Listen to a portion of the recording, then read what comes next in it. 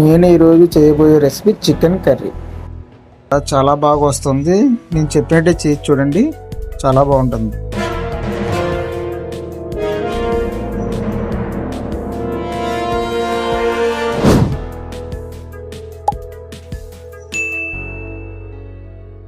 Process ఎలానో చూసేద్దామా. First 500 grams chicken తీసుకున్నాను. 2 times క్లీన్ చేసి ఒక బౌల్లో తీసుకున్నాను. 1 tablespoon కారం, 1/4 పసుపు, తగినంత సాల్ట్, 1 tablespoon అల్లం వెల్లుల్లి పేస్ట్, 120 ml పెరుగుని యాడ్ చేసుకోండి. మొత్తం కలిసిలా కలుపుకోవాలి. ఇలా మ్యాగ్నేట్ చేసుకుంటే టేస్ట్ అనేది చాలా బాగుంటుందండి. ఇలా మ్యాగ్నేట్ చేసిన దానిపైన ఏమైనా ప్లేట్ పెట్టి ఒక 1 hour పక్కన పెట్టుకోవాలి. ఫ్రిడ్జ్ ఉంటే ఫ్రిడ్జ్లో పెట్టుకోవచ్చు. 1 hour తర్వాత ఇలా ప్యాన్ పెట్టుకొని ప్యాన్ పైన 2 tablespoon ఆయిల్ వేసుకోవాలి. తరిగి పెట్టుకున్న ఆనియన్స్, చిల్లీస్ 2 వేయించుకోవాలి మీడియం ఫ్లేమ్లో పెట్టుకొని. కొంచెం బ్రౌన్ కలర్ షేడ్ వచ్చేంత వరకు వేయించుకోవాలి.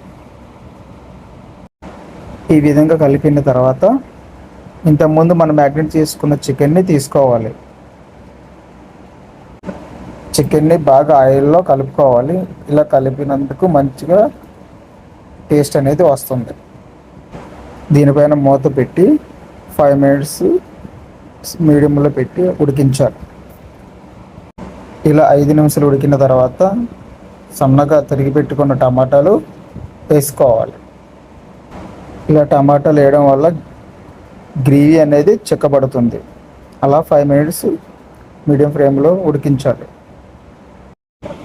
5 minutes తర్వాత మళ్ళీ టమాటాలు ఉడికినాయో చూసి ఇలా ఉడికినాయి లేదో చూసుకోవాలండి. 5 minutes తర్వాత కొంచెం ఫ్లేవర్కి కొత్తిమీర అనేది కొంచెం వేసుకోవాలి.